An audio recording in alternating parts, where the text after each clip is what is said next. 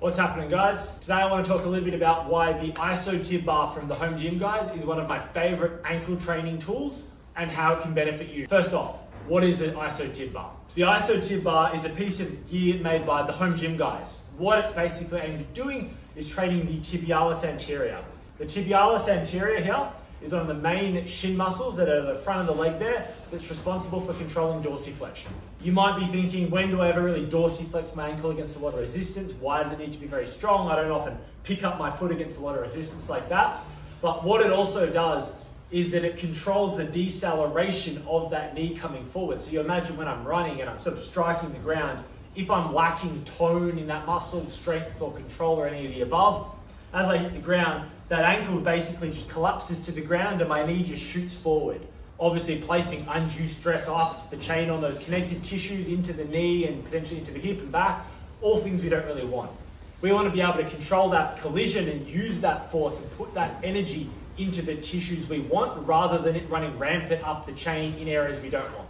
So having a strong tibialis anterior is critical for performance of running, jumping, sprinting, pretty much anything involving that lower leg there.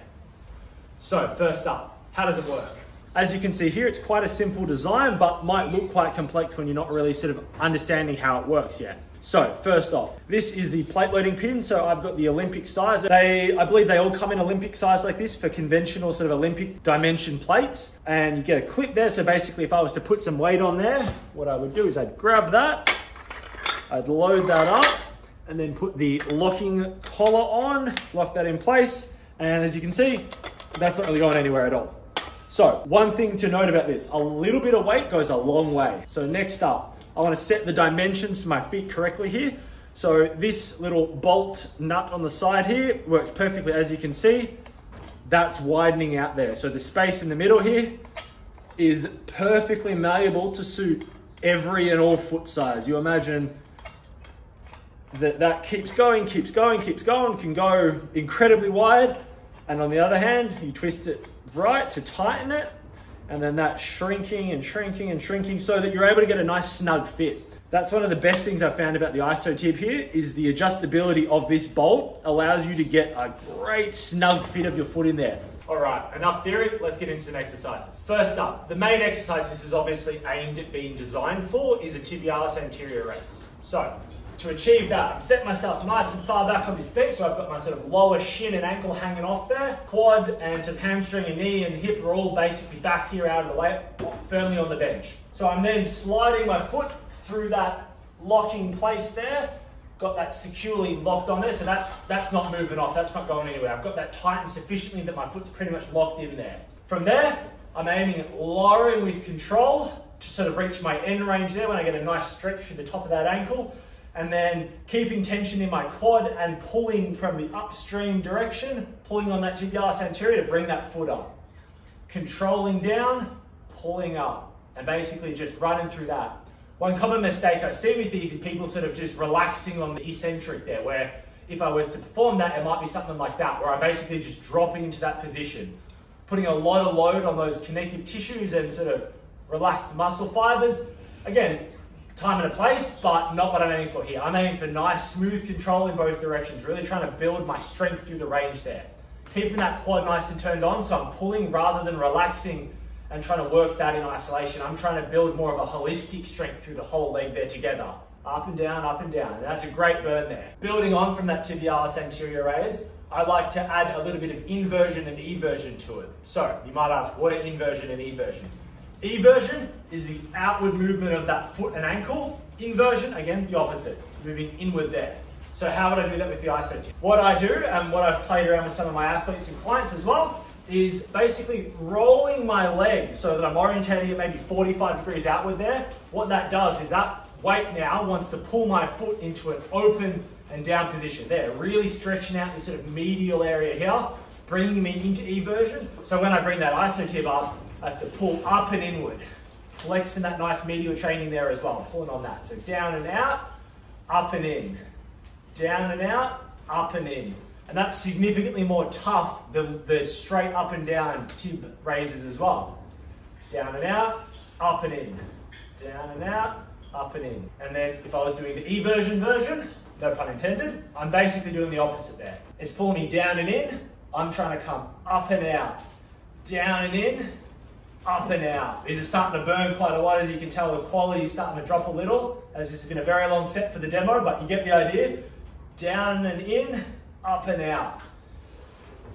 So I love those inversion eversions as well. As a bit of an addition to the standard tib raises there, they are amazing for both the sort of like preventative measure as well as rehab orientation of ankle sprains. So you imagine when my ankle's sprained, I've landed on it funny, I've really stretched out all the ligaments as well as muscle fibers in here. And anytime we have a sprain like that, those muscles really get deregulated, their activation gets diminished quite a lot, and then just basically not firing and working as well. So retraining both the strength through the area as well as those muscles is pivotal.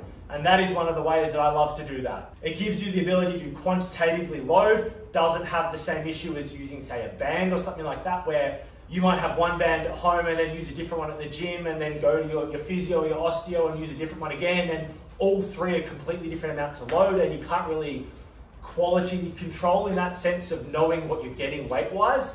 So having something like this where I've got a plate on there, I know how much that is, that doesn't change, is a great way to be able to see that rehabilitation progress there, as well as obviously the function of the area improving too. So those are my main two exercises I perform with the isotib here. I've got two more that are more of a freewheeling approach on the actual isotib. I love how open-ended it is in the sense of you're able to use it for whatever you can basically get creative to imagine.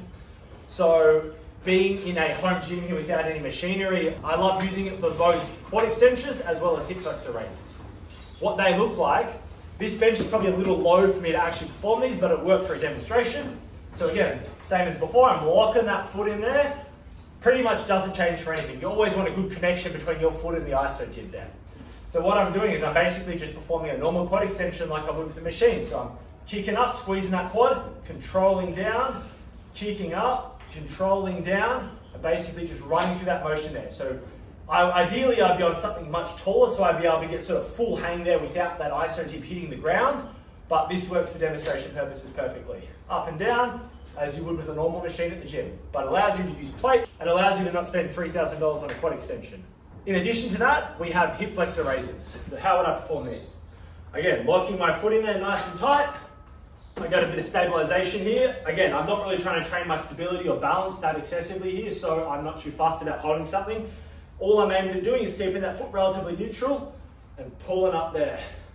So basically taking that hip through some nice flexion, trying to get as high as I can. The way that this foot locking mechanism is designed, it's keeping me nice and snug in there. Even if I point my toes relatively downward, that still stays nice and tight on my foot. So it gives me a lot of variance in foot position there to work that hip. All in all, the isotib is an awesome piece of gear, and I would rate it for pretty much anyone with a home gym. If you're caught in two minds between buying something like the isotib or the Home Gym Guy's original tib bar, I've done a review on that, which you can see up here. My verdict would probably be leaning more towards the isotib, both as a combination of multifunctionality. The tib bar is great and allows you to really work those tibialis anteriors as well as get, say, a quad extension style exercise from it as well. But it's a little bit more limited in the outside scope of that. So here you get, with the isotib, great ability to evert and invert. You get the ability to train your hip flex as well through hip flexor raises and that. And you'd be able to use it for upper body movements as well. Like, it's kind of the world's your oyster in terms of creativity with it. So being a unilateral style device opens you up to so many different angles and movements that you can perform with it. Whereas the tib bar itself doesn't quite have the same freedom that it gives you. Again, they both complement each other really well. So buying both of them in sort of a pairing, best of both worlds. If you've got the ability to do that, I would recommend that 100%. If you're looking to save a little bit of money on that purchase, the code ALDRED5, which will be up here again, will give you a 5% discount there. Hope you guys learned something in this video, whether that be a few new exercises or as to why you should buy a piece of gear like this, or even how it could benefit you. If you guys want to see anything specifically reviewed, reach out down below, let me know with a comment. I'd love to hear what you guys have to say, as well as what gear you want to see sort of promo, demoed and tried out by an athletic development studio. Your support would mean the world. Jump down below, subscribe, like, comment, share this video with your friends. All mean the world to me and are very much appreciated. Keep it real, keep training.